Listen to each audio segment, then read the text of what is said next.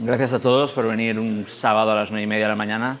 Se hace duro incluso para mí también, pero bueno, os lo agradezco y no tenía todas las esperanzas porque el hecho de hablar el segundo día no sabía, al ser esta la primera vez que veníamos a la conferencia, si estaríamos ya todos un poco más perjudicados o cansados de la semana de curro más el primer día.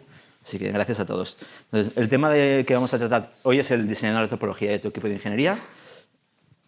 Antes de nada, agradecer a los sponsors, incluido en este caso, nosotros somos uno de ellos por primera vez. Sin ellos no sería posible organizar la conferencia y que estemos todos aquí. Y me presento, yo soy Santi, soy cofundador y CTO de Edpuzzle. Y seguro que no conocéis Edpuzzle porque no es la típica empresa B2C que la habéis utilizado en vuestra vida. Así que os explico un poquito qué es Edpuzzle. Es una plataforma que permite a los profesores hacer de cualquier vídeo su lección. ¿De acuerdo? Entonces, para que entendáis un poco la escala, empezamos hace 10 años. Somos 4 fundadores de Barcelona, pero empezamos en Estados Unidos, en la incubadora, y a día de hoy estamos presentes en más del 70% de escuelas en Estados Unidos y en muchas alrededor del mundo, y tenemos unos 11 millones de usuarios mensuales, más o menos, 30 millones de videolecciones que se utilizan en la plataforma y un equipo entre 200 y 300 personas, según cómo lo cuentes, ¿no? Entonces, haciendo un speedrun súper rápido de nuestra historia, porque no hemos venido a hablar de nuestra historia. Como os he dicho, somos 4 amigos de toda la vida, nos conocemos desde los 3 años. Uno de ellos, al acabar la carrera, típica crisis vital, no sabía qué hacer, entonces aceptó una oferta para ser profesor en una escuela de Badalona. Entonces, se encontró todos los problemas posibles y nosotros, los amigos Teleco, dijimos, te hacemos una web para resolverlo. Y, long story short, acabamos empezando una empresa y yéndonos a la incubadora en Estados Unidos, Y Combinator, a empezarlo, como digo, en 2013. Ahí es donde, a base de visitar escuelas físicamente, empezamos a crecer orgánicamente y acabamos volviendo a España, también por temas de visado, obviamente, pero para crear el equipo de producto.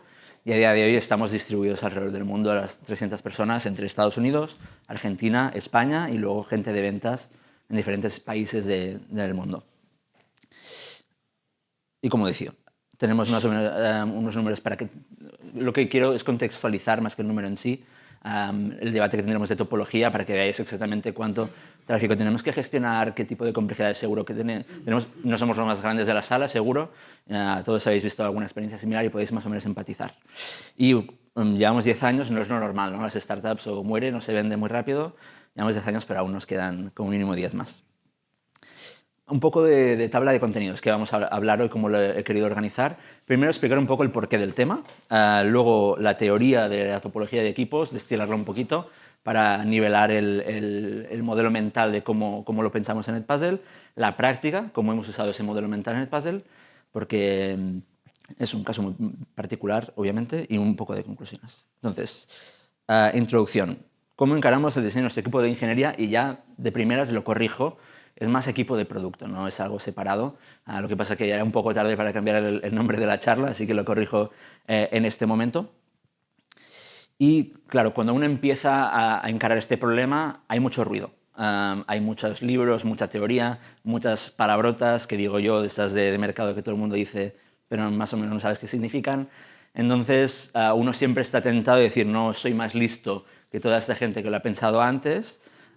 Oye, hemos terminado, me copio una de estas, ahí tengo un compañero que estaba en otra empresa y me comenta, ahí nos funcionaba, y digo, pues reinventar la rueda da un poco de vértigo, lo copiamos y cruzamos un poco los dedos de que nos funcione a nosotros también. Desde luego no tiramos por esta vía, sino la charla sería un poco corta y muy poco interesante. Y hay varios motivos. Primero, porque la literatura de ejemplos que encontramos por Internet tienen, en mi opinión, un poco de sesgo de supervivencia. Es un tipo de empresa en concreto, seguramente la que ha levantado mucho dinero, ha escalado el equipo rápidamente, ha tenido que integrar a la gente para que sea productiva, la que te explica más la topología, también porque es la que ficha más gente, con lo cual tiene que hacer más content marketing, de explicarte cómo trabajan para conseguir más gente para esa topología, ¿no? Nosotros no somos de este tipo de empresa, así que es más difícil encontrar ejemplos. Tuvimos ahí una charla muy buena de las compañeras de Genially, pero normalmente no hay un post con esa charla o no hay 10 de esas que podamos acceder para ver otros ejemplos de contextos diferentes, ¿no? También porque cuando ves la foto finish de cómo queda una topología, te estás perdiendo todo el contexto, cómo lo han pensado, y las historias se explican mejor para atrás, ¿no? Entonces, cuando tú explicas la topología de hoy, parece que tiene todo sentido, ha sido smooth, pero luego en el día a día pues, ha habido seguro muchas iteraciones, ha fallado, se ha roto, etcétera, etcétera, y en un contexto de empresa con muchos más factores que no cómo trabajan los ingenieros con esta metodología, esta otra, y destilaremos un poco esas cosas que afectan externas, ¿no? Y luego, aunque los resultados puedan ser diferentes entre empresas, los problemas realmente son los mismos, más allá de tu contexto. Entonces creo que puede ser muy útil crear ese modelo mental que he comentado antes, destilar exactamente qué cosas afectan a las topologías de equipo, explicarlas, igualarnos y a partir de ahí hablar de nuestro ejemplo desde un punto común. Entonces, el objetivo de la presentación es pensar desde principios fundamentales qué considerar a la hora de diseñar tu equipo y, desde luego, no ser dogmáticos. No vamos a decir nuestra manera es la buena, cópiala, porque precisamente sería contradecirnos en la presentación de si no hemos copiado lo que hay por ahí escrito o lo que nos explican compañeros, etcétera, etcétera, para que vais a hacer vosotros lo mismo con nosotros. Entonces, vamos a la teoría. Yo creo que lo más importante es entender que la topología de tu equipo y de tu empresa es estrategia. Y tienes que tenerlo muy claro. Una de las grandes oportunidades que personalmente he tenido al empezar la empresa, no solamente ser CTO, sino también ser fundador, es que te das cuenta que el diseño del equipo también es un problema como el diseño de producto o el diseño del modelo de negocio. Y cuando te pones el sombrero de fundador, consideras, no estás aislado del contexto de la empresa, no dices la empresa para empezar, porque eres tú, desde luego. Entonces, no tienes esa excusa de aislarte de los demás factores. Y a veces cuando trabajamos como desarrolladores en equipos nos perdemos esos detalles, porque el C-level es quien se los come, y no los consideramos incluso a la hora de hacer un poco de reverse engineering de la propia topología del equipo donde estamos, ¿no? Entonces, si la topología es estrategia y eres fundador o te dan la responsabilidad de diseñar un equipo, pues te toca a ti decidirla. Entonces, da un poco de vértigo y yo destilaría esa estrategia, se ve completamente afectada por el contexto donde estás y destilaría ese contexto, simplificando, en los siguientes 6 factores, que sería tecnología necesaria, la complejidad de tu producto en concreto, si eres empresa de producto, quizá ya lo he sesgado un poco, pero bueno, estrategia de empresa, dinero, que es importante, tamaño y rotación del equipo actual, si estás pensando en hacer un pivot de la topología o si estás empezando, pues el tamaño es 1 o 2 o 3, y luego necesidad de gestión de personas y de carreras, ¿no? Entonces vamos a explicar en detalle cada uno de ellos para ponerle la definición a las palabrotas y que no dejar como margen de interpretación. Tecnología necesaria. Al final, ¿qué significa? Es, primero, ¿qué tecnologías nos vemos obligados a usar? Si estamos en un mercado en concreto, quizá hay ciertas tecnologías que debemos usar sí o sí, no va con nuestra elección, no sé, si hacemos algo de AI, seguramente Python esté por ahí, no lo puedes elegir, va de serie, ¿no? Luego, ¿cuáles decidimos usar? Que es una decisión muy importante. Al principio quizá no se piensa a largo plazo porque estás empezando, pero es importante esa decisión inicial porque se acarrea durante muchos años. También, ¿cuántas tecnologías diferentes tenemos? Y cuán común es encontrar a gente que las sepa todas o un gran porcentaje. En función de esa respuesta, pues la topología se debe ver afectada. Y finalmente, si no es común que la gente lo sepa, o no hay mucha gente que lo sepa, ¿es fácil y deseable enseñar a la gente a controlarlas todas o un gran porcentaje? También es una pregunta importante a resolver, también por si sería demasiado cambio de contexto, ¿no? Entra ya al terreno de la subjetividad, pero también no hay nada peor que fichar a un tipo de persona que no existe en mercado en cierto tamaño porque te vas chocando y no encuentras a la persona y no te permite desarrollar la topología de tu equipo.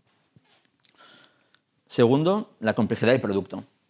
Al final esto, cada empresa tiene lo suyo. Entonces, ¿cuántas partes diferenciadas tiene tu producto? Y que sean necesarias, si puede ser, porque quizá tienes una que no sirve. Hay que saber identificarlo, ya sea porque vayas luego a partir del equipo o no, pero al menos tenerlo claro. Luego, ¿cuánto contexto y carga de negocio tiene cada una de esas partes? Es decir, te unes a la empresa X, ¿cuánto tienes que saber, por ejemplo, no sé, de energías renovables, cómo funcionan las facturas, las placas fotovoltaicas, etcétera, etcétera? Muchas veces la complejidad, especialmente cuanto más senior somos, está en entender muy bien ese dominio para bajarlo y hay dominios y dominios, ¿no? Hay algunos más simples, si es B2C y eres usuario, pues será más simple. Si es algo mucho más de una vertical muy concreta, quizás es más complicado y hay que considerarlo. Y en función de los puntos anteriores, ¿hay alguna de estas partes que requiera especialistas? También es muy importante tenerlo claro desde el principio.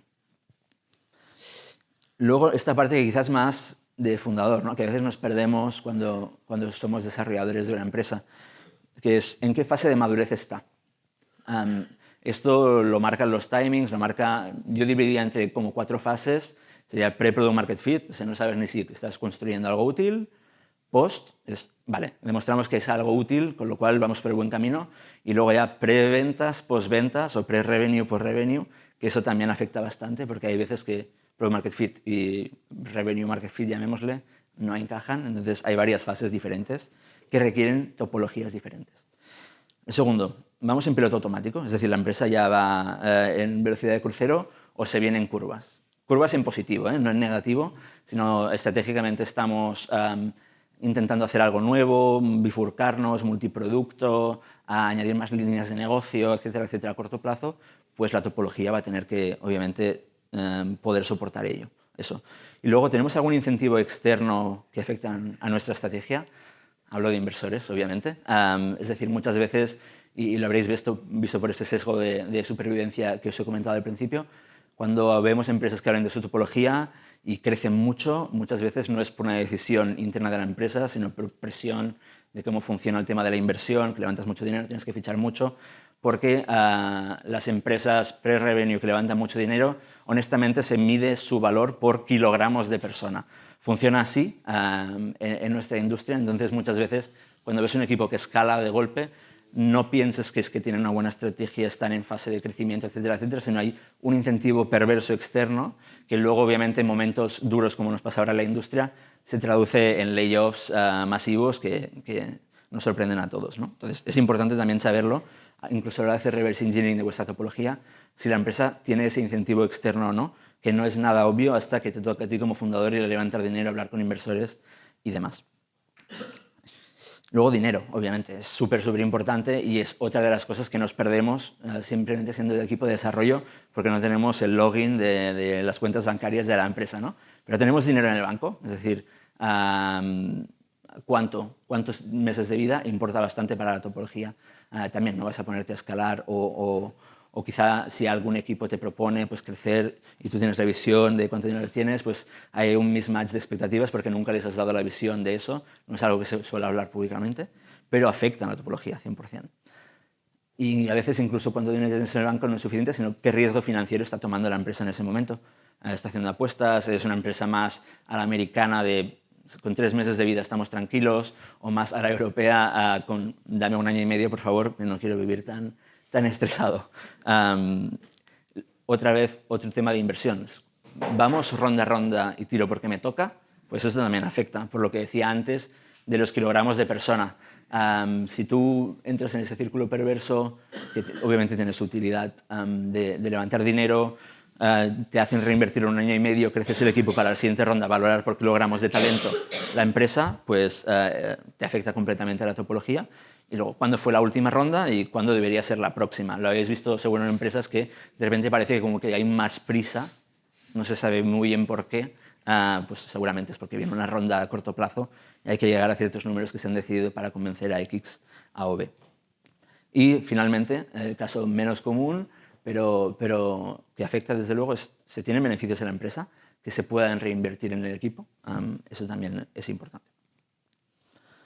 Factor número 5, tamaño y rotación del equipo actual. Obviamente si estás empezando no hay ese problema, pero si estás pivotando la topología porque se van rompiendo a lo largo del tiempo, es algo que hay que considerar, ¿no? Es más difícil mover un barco con 200 personas que uno con 20, ¿no? Entonces, a la hora de estratégicamente ver dónde quieres ir, tienes que mirar si con el equipo actual es suficiente o no, y entonces es algo relevante.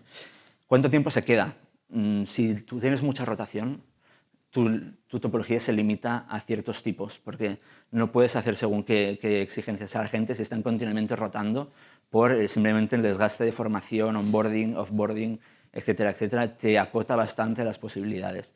Y muchas veces en ese sesgo de supervivencia vemos empresas muy grandes que fichan muy rápido, también rotan mucho, no lo dicen en su blog post, pero eso ya les sesga cierto tipo de topología con squads más pequeñitos para que el contexto sea más pequeño, para poder hacer onboarding muy rápido a la gente, en vez de quizá equipos más multidisciplinares, porque la gente que se queda sería la que se comería el pollo de hacer onboarding a cada persona nueva que entra y acabaría todo en una parálisis que nadie realmente está produciendo.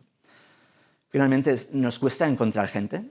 Hay empresas que les cuesta más o menos en función de cuán conocidas son. Aquí tema de marketing, que por eso estamos aquí también como el puzzle de darnos a conocer más, para que nos cueste menos encontrar gente, pero es un factor que tienes que considerar. Si tu estrategia es crecer X, pero sabes que realmente tu throughput de gente que entra y la posibilidad es menos, pues no te autoengañes, ¿no? Entonces, modelar la topología para ajustarse a esto. Y también, si ya tienes un equipo, qué personalidades y skills ya tienes en el equipo. No puedes rehacer la organización de golpe sin considerar eso. Y ya acabamos, prometo, sexto factor que afecta es, ¿necesitas capa de management? Muchas veces se habla de que la capa de management va como correlada a la cantidad de personas, pero a mí no me gusta pensarlo de esa manera porque puede ser un equipo pequeño que lleva mucho tiempo junto y ahí también necesitas management, no necesariamente con la capa de cuántas personas tienes. Pero como vemos ese tipo de empresas que hablan de su topología con el sesgo de supervivencia, como han crecido muy rápido, el primer factor que hace romper, digamos, la comunicación es que son muchos que no se conocen y por eso asociamos cantidad de personas, necesito management. Pero si tú tienes un equipo de 40, 50, más constante que crece más lento, también al tercer año la gente dirá, bueno, ya llevo 3 años aquí, ¿qué me esperan los siguientes? Y necesitarás management y pensar muy bien en eso, aunque te quedes con 50 personas 2 años más, ¿no? Eso también no hay que autoengañarse y decir a los 70, a los 80, como poner una línea roja en la arena. Y también preguntarte a ti mismo, ¿las personas progresan ya naturalmente según lo que la empresa necesita y las personas desean? Si es que no, si es que sí, hay que también ajustar la topología. Y hay techos de cristal también, es decir, en equipos pequeños puede pasar más comúnmente, pero la gente se queda atascada en algún punto. Esto también te afecta a la hora de la topología, tienes que ajustarlo. Entonces, ese es el mental model que quiero que tengamos, esos 6 factores, simplificándolo todo un poco. Y ahí es donde yo creo que es interesante hablar de la práctica. Nuestro compañero de Genially, Dani, hizo una presentación ayer hablando del photo finish de Genially, que, como digo, es muy útil para ver un ejemplo de una empresa diferente en un estado diferente. Nosotros lo hemos querido orientar de, utilizando este mental model, cuáles son nuestros ingredientes, cómo nos afecta cada uno de esos factores, para que entendáis el por qué hemos aterrizado la topología actual. Luego juzgáis vosotros si os parece bien o os parece mal, lo hablamos con una cerveza, no venimos aquí a decir que es la mejor o la peor, porque la vamos iterando continuamente, con lo cual ni nosotros mismos estamos convencidos de que sea la definitiva. Pero podréis empatizar un poco cuando nos reunimos todos a discutirlo. Estas son las cosas que tenemos en mente, con lo cual con esos ingredientes hacemos el producto final y en función del tiempo va cambiando. Entonces, si hemos dicho que la topología de empresa es estrategia, ¿cuál es la nuestra particular, ¿no? Y yo la definiría en estos 3 factores. Primero, nosotros optimizamos por sostenibilidad de la empresa. Estamos en el sector educativo, ahora parece que está caliente, pero como hemos dicho, hace 10 años que empezamos y la inversión en el mundo educativo era muy bajita. En ese momento competías con B2C, un Globo, tu DoorDash, etcétera, etcétera, y era muy difícil, digamos, destacar en ese momento. Y también porque el sector educativo, vendemos a escuelas, tiene ciclos de venta más tradicional, es menos sexy para un inversor hace 10 años de lo que es ahora, ¿no? Ahora con AI y demás hay un boom, pero recordemos un poco que cuando empezamos no era así. Entonces, muy rápidamente vimos que si queríamos conseguir lo que queríamos hacer como empresa, debíamos tirar por la vía de sostenibilidad desde el principio y no ir ronda a ronda y tiro por donde me toca. Nos obligaba el mercado, básicamente. Entonces, un poco relacionado con esta primera estrategia de vamos a sostenibilidad, casi va asociado donde tenemos que tener el equipo de tamaño justo que necesitamos y por lo tanto todo el mundo tiene que poder tener impacto en cualquier parte del producto como equipo de ingeniería, porque no tiene sentido en un equipo pequeño jerarquizarlo, fragmentarlo del todo. Y de hecho somos muy radicales con esto, que a día de hoy, siendo casi 300 personas, seguimos sin hacer squads verticalizados, sino que todo el mundo puede trabajar en cualquier parte del producto. Y si tienes un equipo pequeño que va a crecer según los beneficios de la empresa, necesitas también un tipo de ingeniería particular. que hay esta palabra tan nueva del mercado que ha salido recientemente, que son los Product Engineers. Creo que esta tarde hay una charla de ello, del equipo de iCultra. Para definirlo un poquito en nuestra manera de entenderlo, es menos especialistas por nuestra tecnología, no es necesario, y más gente que pueda resolver un problema end-to-end, entero de principio a fin, pensando en el producto y el usuario en cada momento y con el máximo de contexto posible, fragmentarlo lo mínimo, y necesitamos este tipo de persona en nuestro equipo para poder acarrear toda esta estrategia, ¿no? Este slide debería haber ido antes, pero bueno, pasamos a la siguiente. Bueno, básicamente nos quedamos aquí y lo explico. Estos son los ingredientes que hemos dicho antes, el modelo mental. Entonces voy a pasar a explicar cada uno de ellos en nuestro contexto para que entendáis un poco la topología final a la que hemos llegado, ¿no? Habéis visto la estrategia y ahora con estos ingredientes y la estrategia tenemos que jugar un poco a ver qué topología nos va mejor. A nivel de tecnología necesaria, si tenemos un equipo pequeño de Product Engineers, sabemos que hay que llevar el pragmatismo al límite. Es decir, no añadir complejidad de código de infraestructura porque te la vas a comer en el mantenimiento tú, no va a haber un fichaje después que lo va a mantener, sino que te va a volver. Y como tenemos poca rotación, te vuelve seguro a lo largo del tiempo y te enfrentas a tus propias decisiones. Entonces se ha creado esta cultura del pragmatismo total, que al final demuestras que con el volumen que tenemos no hace falta premigrar a Kubernetes, ponerte a hacer microservicios a tope, sino que hay maneras más pragmáticas de decidir, que es si la infraestructura está sufriendo, lo deployas separado, y si no está sufriendo, no lo deployas separado. Es pragmatismo incluso llevándolo al absurdo, ¿no? Y nos ha funcionado muy bien y escala muy bien el puzzle. Pero esto parte por entender dónde está la diversión del trabajo de ingeniería. Si tú estás en un equipo, squad muy limitado, muy acotado de contexto, obviamente vas a querer divertirte en el trabajo porque es una profesión que la mayoría de nosotros hemos entrado por vocación, y si no tienes contexto de producto te vas a querer hacerlo divertido mediante la tecnología. Entonces me complico, añado esta herramienta, añado esta otra, estoy al límite de mercado de Kubernetes al máximo. Pillo Kubernetes como ejemplo, pero pillad vosotros el que queráis. Entonces, si tú entiendes como ingeniero o ingeniera que la diversión no está en la tecnología, sino en la mezcla de tecnología más reto de producto repetido ad infinitum, porque el producto siempre está cambiando, con lo cual el reto no se acaba, pues esto te lleva a realmente llevar el pragmatismo al límite, porque la tecnología la ves más como una herramienta que no como un final, ¿no? Y es bastante importante que la persona que entre en nuestro equipo entienda esta parte, y si no se lo va a encontrar. Y luego, a nivel de tecnología necesaria, como no estamos haciendo algo súper especializado de AI, sino es un SaaS, video editor, subir, encoding, etcétera, etcétera, integraciones 1000 con plataformas de educación, etcétera, etcétera, pero podemos elegir el mismo lenguaje en front, back y mobile. Esto a día de hoy, obviamente hace 10 años ni había React, ni había React Native, ni nada. Hemos ido cambiando. Empezamos con nativo y todos ahí intentando saber iOS, Android y web a la vez. Pero ahora, por suerte, se ha estandarizado un poco y podemos hacer el mismo lenguaje, con lo cual no hay tanto context switching, que ayuda bastante a resolver el problema end-to-end sin necesitar de repente ser backend, frontend en diferentes lenguajes y demás, ¿no? Entonces, eso nos ayuda a la estrategia de ser un equipo pequeño. La gente es pragmática, se divierte resolviendo el problema del producto, no añadiendo más complejidad tecnológica, que te obligaría a crecer el equipo para mantenerlo, y ayudamos con este mismo lenguaje de programación que te permite poco context switch. Complejidad del producto. Ese es el contra de esta estrategia, que se queda restringida un poco por la capacidad del equipo, ¿no? Si tú tienes inversión, puedes... casi no está justificado que pagues el coste de oportunidad de no hacer algo, porque tienes dinero, puedes echarle personas al problema y resolverlo. Cuando tú decides ser el equipo más pequeño posible, desde luego dejas muchísimas cosas sobre la mesa que te duele dejar, ¿no? Y ese es el gran contra. Pero por otra parte, menos es más, ¿no? Te fuerza a considerar en cada momento qué es lo más importante, que ese es el reto más grande que luego tienen los PMs después, e incluso la estrategia de compañía, pero te quieres mucho el producto y ves todo lo que te dejas en la mesa y duele, y hay que lidiar con eso. Eso también crea, porque la complejidad del producto al final, como se acota por la capacidad del equipo, pues va bien. Pero bueno, estamos en un sector de educación donde los profesores no están buscando el producto que tenga 74 funcionalidades.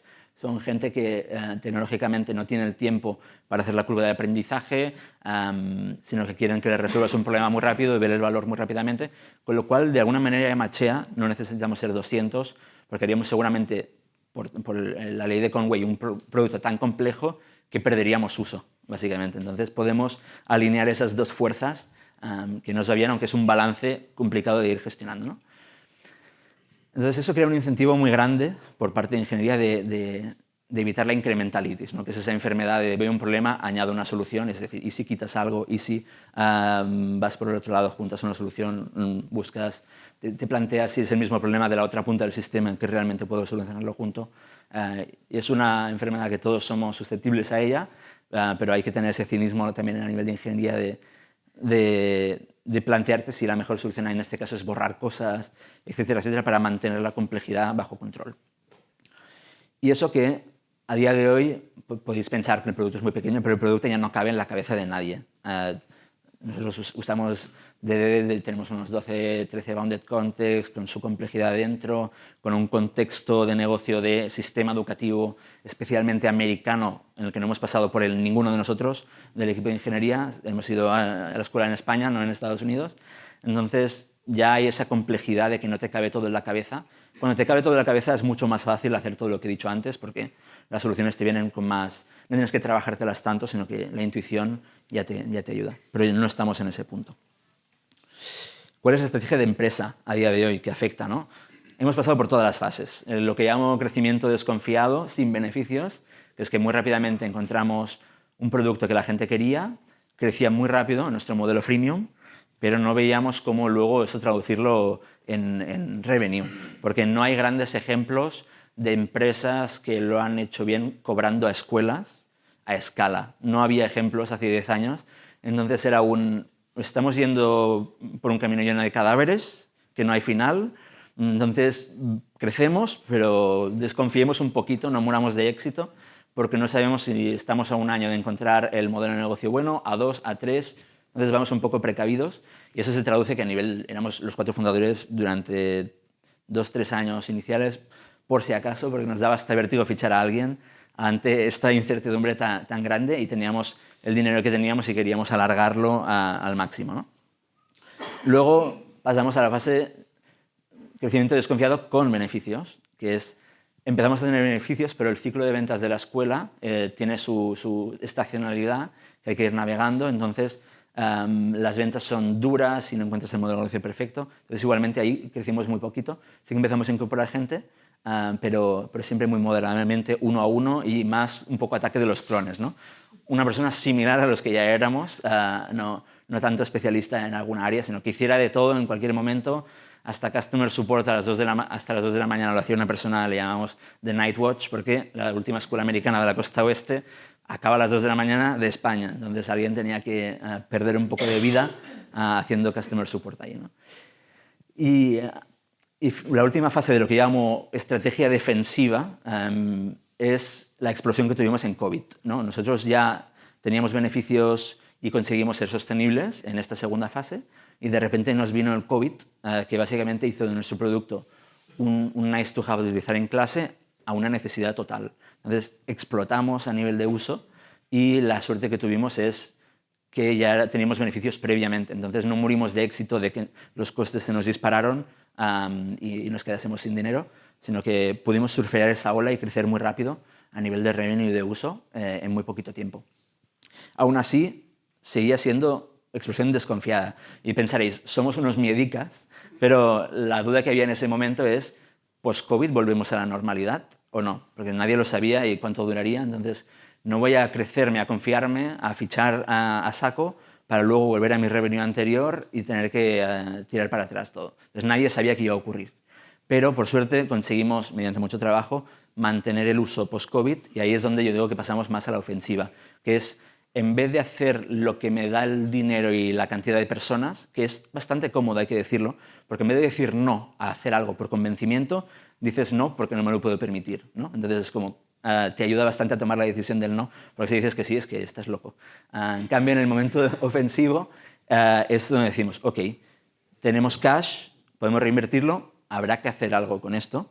Entonces ahí es donde estratégicamente te te pone el challenge que quieres hacer, nosotros pasamos a una estrategia de multiproducto, internalización y reducir dependencia con YouTube creando nuestro propio contenido. Entonces, claro, esa decisión estratégica se traduce en topología, en crecer en los equipos para cubrir esas estrategias, ¿no? Luego, dinero.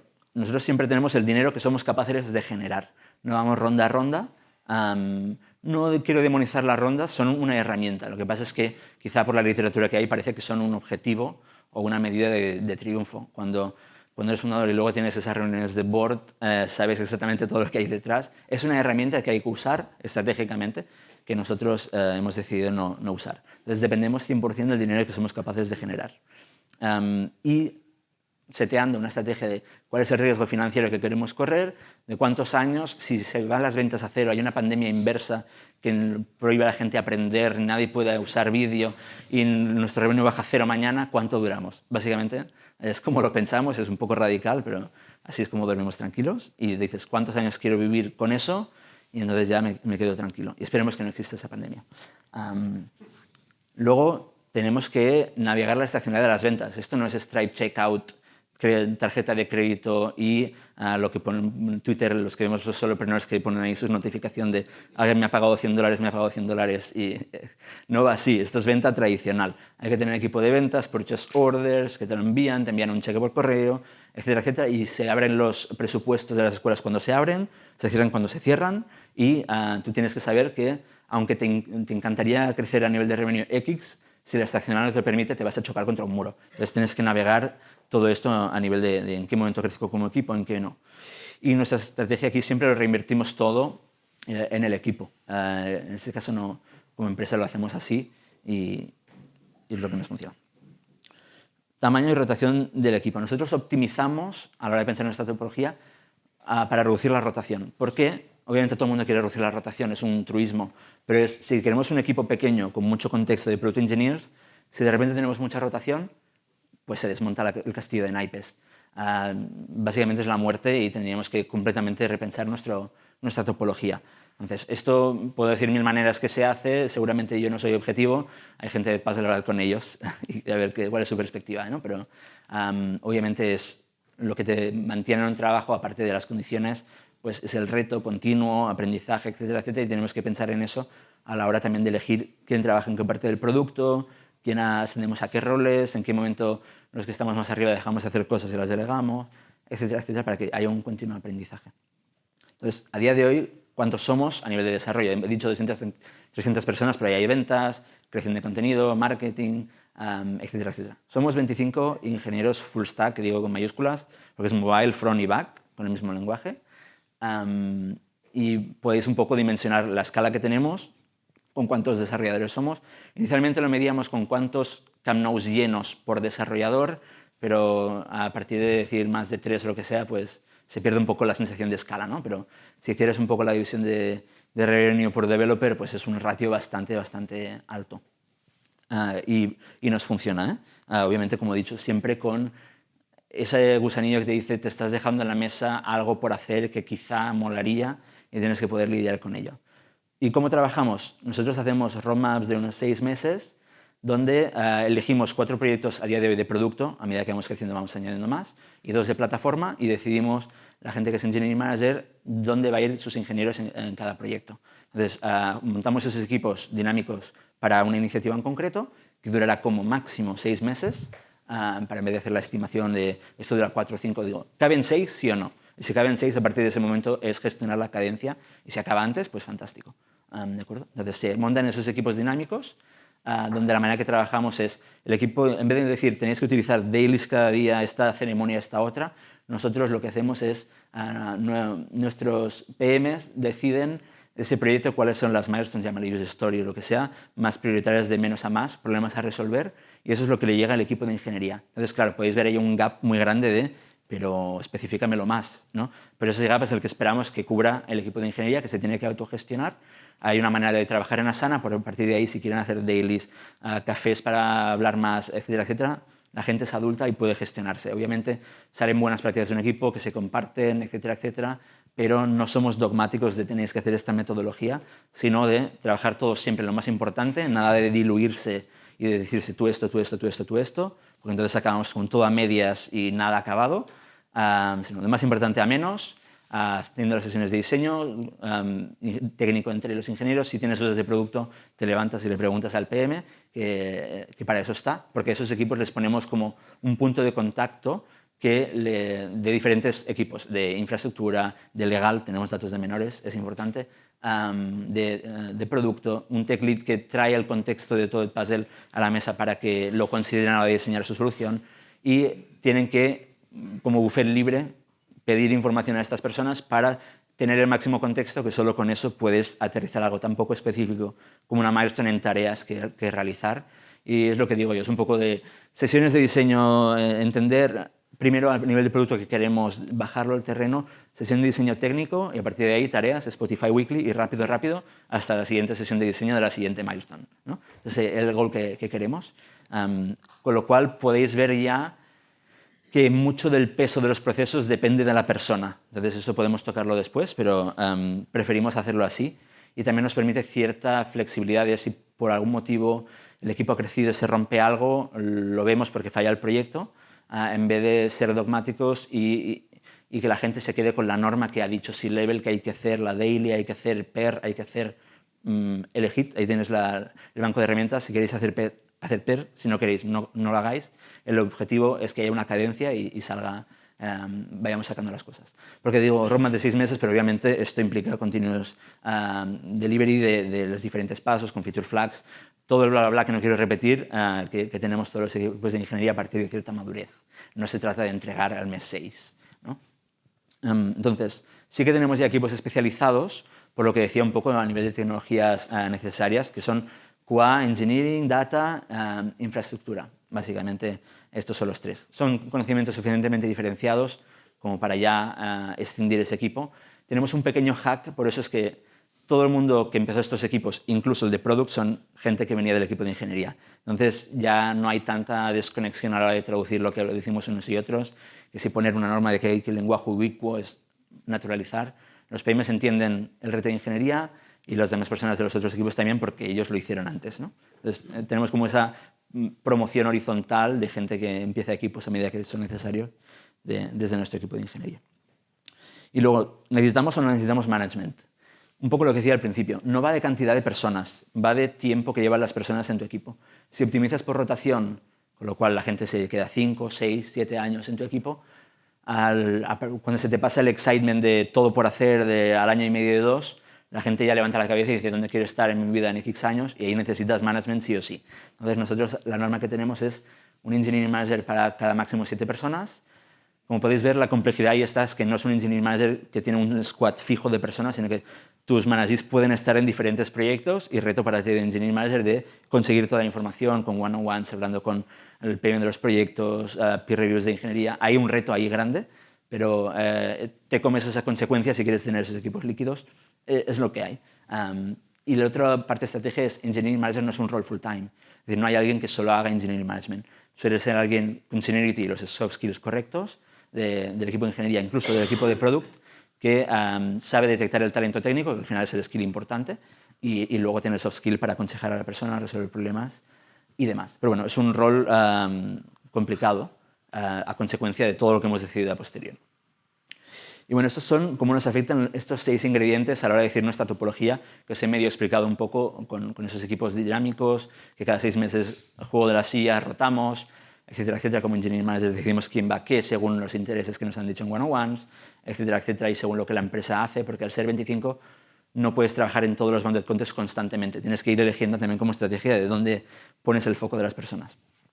Pero incluso con estas 6 cosas nos quedamos un poco cortos y he hecho un poco la pista, y es que la topología no es solo tu organigrama, sino, vale, quieres trabajar así, muy bonito, pero ¿qué tipo de personas necesitas que te encajen en este sistema? ¿No? Porque no todo el mundo quiere trabajar así y no todo el mundo va a funcionar trabajando así y no pasa nada, no hace falta, no somos mejores o peores. Entonces, claro, esta estrategia se traduce en el hiring.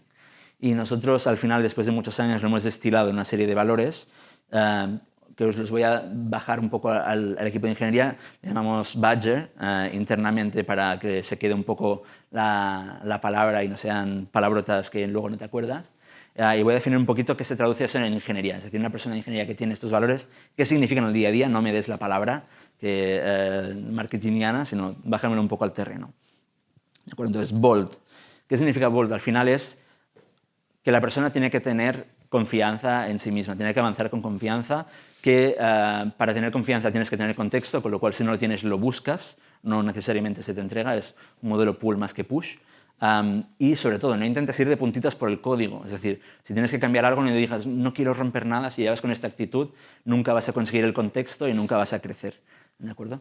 Entonces, hay una parte aquí de personalidad muy importante. No significa ser extrovertido, incluso temerario, ¿eh? Es un tema de, sobre todo diría, que no te obsesiones cuando cometes errores, que no te quite completamente el mojo y a partir de ese momento requiera un rescate de hacerte un poco de terapia. Obviamente todos cometemos errores, hemos tirado producción en algún momento, el equipo de infraestructura ya se asegura de que nunca pueda pasar por un error tonto, aunque a veces pueda pasar mucho más, poco frecuente obviamente, pero no te obsesiones con esos errores, continúa con la confianza, porque si no estás creando una topología donde dependerá de que tu manager esté pendiente de rescatarte por si acaso te has quedado ahí en una cuneta acurrucado y ya automáticamente está forzando una topología más jerárquica sin quererlo, ¿no? Entonces, si tienes esa confianza es mucho más fácil hacerte management y decir, vale, esta persona quiere este reto que no ha hecho nunca y hay un proyecto allá, lo tengo en mente para cuando venga le pongo allá y va a crecer y te hace esta dinámica. Entonces es súper, súper clave esto.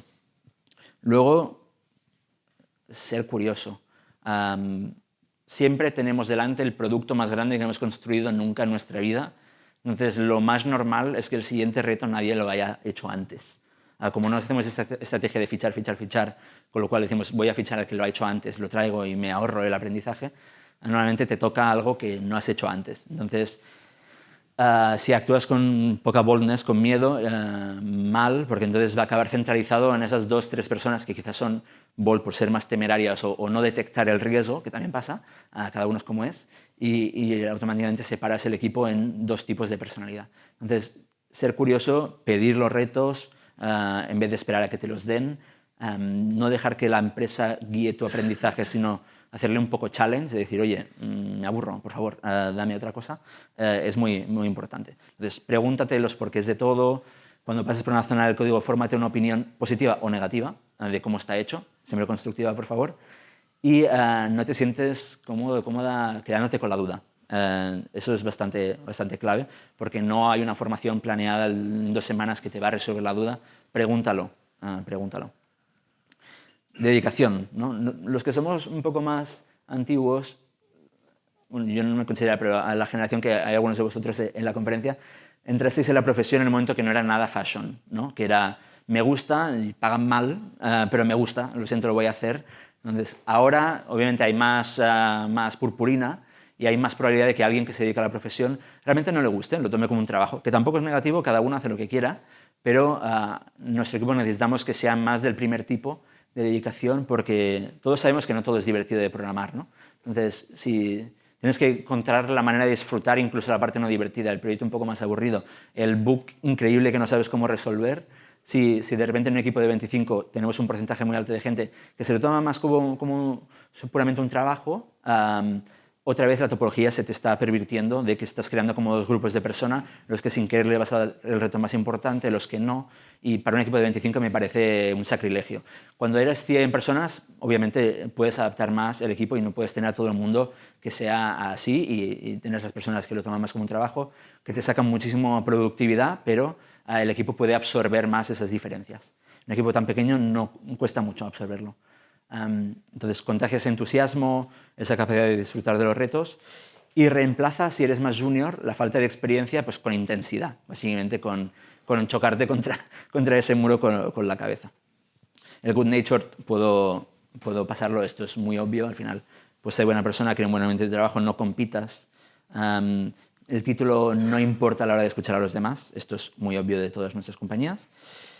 El puzzle al final es, nadie debe ponerse la capa de heroína, suele salir mal, no te desactives tampoco en las charlas y discusiones de equipo, tu opinión importa y se espera y se te va a pedir, no pienses que te estamos tirando debajo del autobús.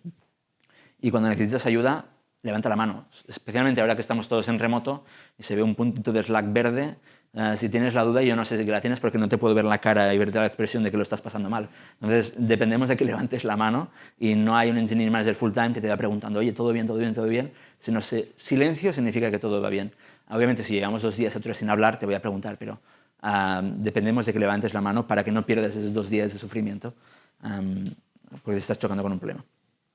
Y luego ser resourceful, que va un poco asociado a lo que decía de pragmatismo al máximo, simplicidad del sistema, es no intentes razonar por analogía, mirándolo de al lado lo hago igual que se parezca, que no se note que lo he hecho yo versus cómo está hecho, porque probablemente lo que está al lado no tiene por qué estar perfecto. Y luego no te quedes con la primera idea solución y te pongas a picar a saco, sino intenta buscar si se puede acabar de simplificar más, porque si no llegas a la incrementalitis y el sistema se hace tan complejo que necesitas un equipo más grande porque es solo mantenerlo sin querer te afecta la topología. Si veis, es cierta actitud propagada de cierta manera te afecta la topología final. Entonces, hay que entender esto y cuando ves end-to-end el problema desde fundador, CTO, desarrollador, ves que un cambio así alguien no se da cuenta y te está afectando a otra topología de la empresa. Y luego no tengas miedo a dar un volantazo, a decir, esto lo haría completamente de otra manera, obviamente lo discutes con el equipo por timings y demás, pero está permitido, no porque lo hizo alguien muy antiguo está mejor hecho. Entonces hay que ser bold en ese sentido y resourceful.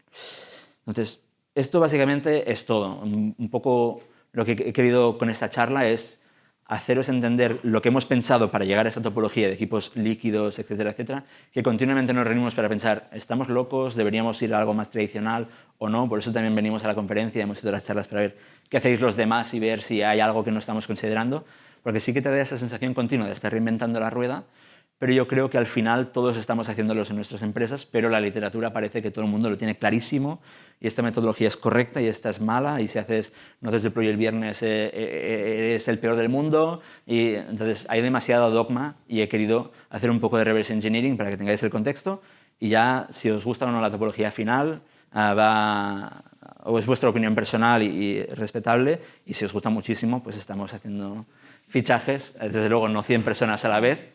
Así que, como dijo David Monilla, pon una slide al final con las tecnologías para que puedan hacerle foto. Aquí está, lo dijo ayer, así que la hice anoche a última hora y un link a las slides. Así que eso es todo. Haced foto, 3 segundos, y paso a la última. Que tengo que poner un QR de feedback. ¿Ya? Vale. Y aquí QR de feedback. Pongo 2. Si alguien quiere Swag Dead Puzzle, hay un QR y a la derecha feedback de la charla, que también os lo agradecería. ¿Vale? Pues muchas gracias. Lo primero, muchas gracias por la charla. A mí me ha gustado mucho. Siempre viene bien no escuchar a alguien dogmático, porque te da como otro punto de vista. Yo tengo 2 preguntas. La primera, lo que has estado contando requiere de un perfil, encima en desarrollo, como muy, muy específico. Supongo que los tendréis y los encontraréis. Luego, ¿cómo mantienes eso en el tiempo? Porque también mucho de lo que dices me parece también muy circunstancial de la persona de manera individual. Sin duda es circunstancial y al tener poca rotación, todo el mundo que tenemos le ha pasado de todo, baby boom, ha habido en la empresa a saco, etcétera, etcétera. Entonces, lo que he contado al final es también una manera de ser. Entonces, más allá de lo que te pase circunstancialmente, tengas más o menos tiempo, eso se mantiene bastante porque es tu core de personalidad. Entonces, yo no necesitamos ser un equipo de 200, con lo cual no estamos mirando. Hay 200 personas en los alrededores de Barcelona, fichamos en toda España, pero que me apliquen y no tenga que buscarlos, que parezca el profesor Xavier de X-Men ahí buscando dónde hay esa persona, en qué pueblo de Asturias encontraré. Entonces, sí que tienes momentos de diferente intensidad según lo que te pasa y la vida, pero es tu core como personalidad, entonces se mantiene bastante. Todos hemos tenido hijos, nos han pasado de todo a nivel personal, porque llevamos tanto tiempo y con tan poca rotación que, vamos, a todo el mundo le ha pasado de todo. La clave es encontrar a esa persona que sabes que te va a cubrir todas esas necesidades, ¿no? Y eso que he contado al final es como haciendo la media, no todo el rato estás a tope, pero si más o menos te vas balanceando, alguien puede estar más bajo en un momento y otra persona estará más alta. Y la segunda es, hablabas que el engineering manager no es full-time job, ¿no? Entiendo, o sea, yo he interpretado que puede ser un desarrollador, ¿no? Que puede hacer esas labores, pero a la vez también tiene parte del foco en desarrollar. ¿Cómo balancea esa carga, ese perfil. Es complicado. Los engineering managers, como suele ser alguien con cierta seniority técnica, normalmente ya no programa entendiendo programar como cuello de botella en un proyecto. Sí que programa, pero va a depender el proyecto que salga por la tarea tuya, que no puedes hacer porque hoy tienes 3 one-on-ones. ¿Sabes? Eso no tiene ningún sentido. Pero sí que tiene que ser alguien que mantenga el nivel técnico. Yo me imagino tener engineering managers que no programen durante 5 años y no sé si me gusta la foto final, en el sentido de no sé si van a saber identificar el talento o aconsejar cómo mejorar. No lo sé, quizás sí, no tengo ni idea. Tenemos que tomar esa decisión y hemos tomado esta. No he hecho la prueba porque tarda 5 años en hacerla. Entonces, sí que tienen que mantener sus skills técnicos, pero quizá actúan más a la vez, por ejemplo, de tech lead en proyectos, ese punto de contacto del contexto, haciendo system design, entendiendo cómo funciona todo. Y alguna vez, si hay algún fuego importante, pues guantes y a bajar, pero es complicado, honestamente. Hay algunos por aquí, podéis preguntarles a ellos. Muchas gracias. Sí.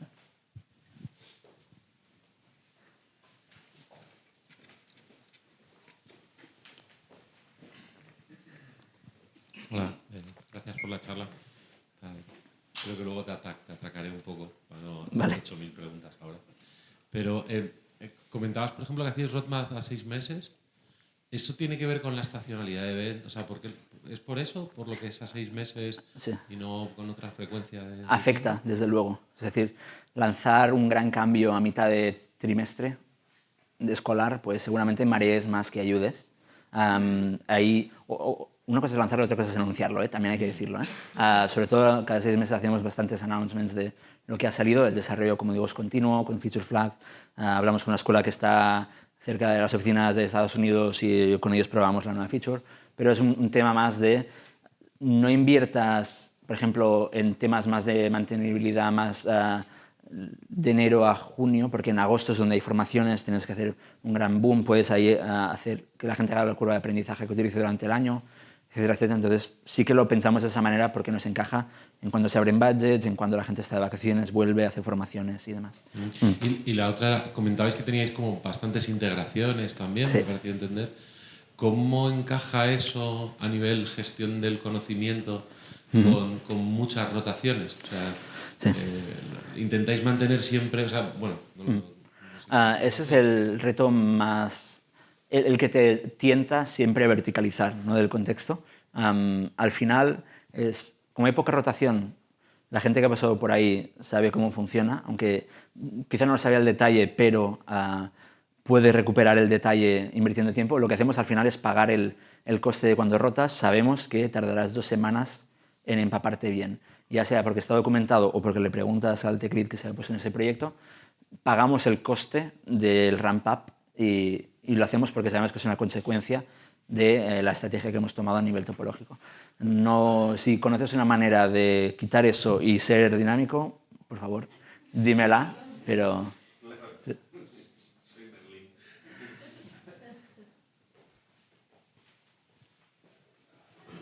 Hola, muchas gracias. Yo ayer comentaba con tu compañera Iciar que jugar algo habríais hecho muy bien, más para que 4 amigos de Barcelona, si me permites, hayan conseguido en 10 años pues, llegar al 70% de las escuelas estadounidenses y que desde luego no todo sea suerte y por mucha pandemia y contexto que te venga bien.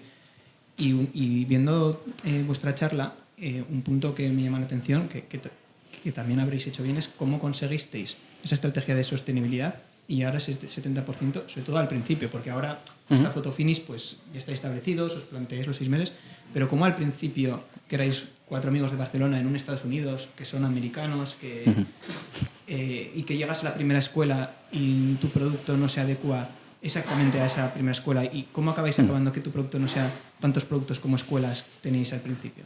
Al final también es estrategia del modelo de negocio que elijas, ¿no? Una de las cosas que mola de empezar en una empresa es que metes una empresa que te guste tener, ¿no? Entonces también nosotros, viendo que el crecimiento a nivel de equipo iba a ser más lento que el uso, probablemente ya pillamos un modelo más freemium, donde básicamente, para explicarlo muy rápido, los profesores pueden utilizarnos de manera gratuita hasta un límite de vídeos, como storage. Piénsalo a lo Dropbox, pero en vez de pensar en megabytes, piensas en cantidad de vídeos que tengo en mi cuenta. Si quieres más, lo compartes con tu compañero de claustro de la escuela mientras desayunas y los dos tenéis más. Entonces, a nivel de uso, crecemos sin necesidad de vender, no es una venta en frío al que llegamos a las escuelas, con lo cual haces un producto simple, muy fácil de probar una sola vez, tanto para el profe de mates como el de historia, como el de literatura, lo que sea. Entonces, de esa manera ya tienes un crecimiento si haces algo útil, porque los profesores hablan mucho entre ellos. Puedes tener crecimiento vertical dentro de una escuela y luego tienes que ver en qué momento hay formaciones más de distrito, que serían como organizaciones de escuela, para crecer también horizontalmente, que pasa en ciertos momentos del año, o también porque hay mucha rotación de profesores en escuelas americanas, por lo cual me llevo mi mochila de aprendizaje de la una y me la llevo a la otra. En España no pasa tanto, no hay tanta rotación por cómo funciona el sistema de funcionariado, ¿no? Entonces, de alguna manera, si haces un producto útil que resuelve un problema muy doloroso, el crecimiento, ni que sea mínimo, lo tienes garantizado. Entonces, a partir de ahí, nos montamos un modelo de negocio de cuando las escuelas tienen 5 profesores activos, llamamos para vender al resto de la escuela con un ticket de un precio justo inferior al que tienen que reunirse todos para consensuar si sí o si no. Entonces, te lo optimizas también para no necesitar una topología mucho más grande demasiado pronto. Tienes que fichar a muchas ventas sin saber si vas a vender. Es un problema. Cuando ya tienes esto circulando, puedes ver muy bien si añado una otra persona de ventas, cuánto puede llegar. Entonces, de alguna manera, forma también parte de la estrategia que tuvimos que descubrir que se adaptara a nuestra topología. No íbamos a... Si haces un mismatch que necesito fichar a 50 de ventas que no tengo dinero para ficharlos, es como... Entonces tienes que levantar inversión, y si levantas inversión ya tienes que ir más a crecer el equipo de golpe por incentivo externo. Entonces hay que elegir muy bien tu camino y sus consecuencias, y encontramos ahí un sweet spot de decir, si continuamos haciendo el producto mejor, se usa más y la venta cae por su propio peso, porque da esta vergüenza que lo utilicéis gratis, ¿sabes? Y algunas veces te dicen, ¿puedo pagar porque me da miedo que os muráis? También nos pasaba al principio. Entonces, y luego haces venta una a una. Venta una a una. Eso lo decían los americanos, incluso. Sí, sí, sí. Pues enhorabuena, enhorabuena. ¿Siempre habéis tenido la misma topología, la misma organización desde el principio de la compañía? Evidentemente cuando erais 4 no, pero cuando empezasteis a crecer un poquito. ¿O qué fallos habéis cometido hasta llegar a este modelo organizativo que tenéis? Sí. Tenía dudas de cómo plantear la charla a la segunda mitad, pero quería evitar hacer una charla cronológica de aquí hicimos tal, aquí hicimos cual, porque me parece como muy aburrido a nivel de storytelling. Pero lo que hemos mantenido es la estrategia. Es decir, equipo pequeño, justo, necesario, product engineer, eso se ha mantenido los 10 años. Pero obviamente a medida que añades más personas sí que se rompen cosas. Se necesita management si pasa tiempo, se necesita...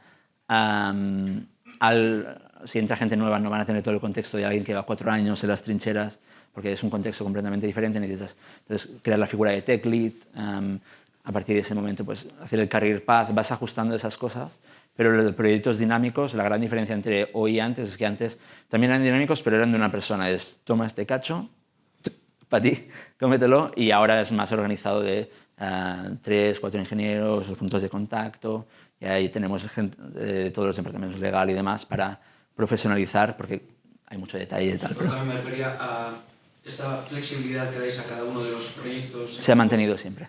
Eso siempre lo habéis hecho. Exacto. No tenéis la ceremonia de Scrum o de pero nunca lo habéis hecho. Somos muy poco fans de ir a la librería de metodologías, porque me parecen como palabrotas de mercado. Yo te digo hago Scrum y tú me dices yo también, y que parece que no, estamos haciendo lo mismo, pero si luego te bajas al detalle, tú estás refiriéndote a otra cosa. Entonces, esa palabra ya se ha pervertido. Entonces, yo te digo cómo trabajo y me dices tú si es Scrum, porque no lo sé. Entonces, y si no, porque te llevas un poco el ruido de lo demás, no lo estás haciendo correctamente. Entonces, al final miras si funciona o no funciona. Y a partir de ahí ajustas y dices, ¿recomiendas esta ceremonia o no? Hemos puesto a veces weeklies, a veces una técnica, una de producto. Después de varias meetings de un poco cringe de esto no es muy útil, pues lo quito y lo pongo. O le dices a un equipo, probad de hacer esto y me dices qué tal va. Y vas ajustando más las cosas más micro.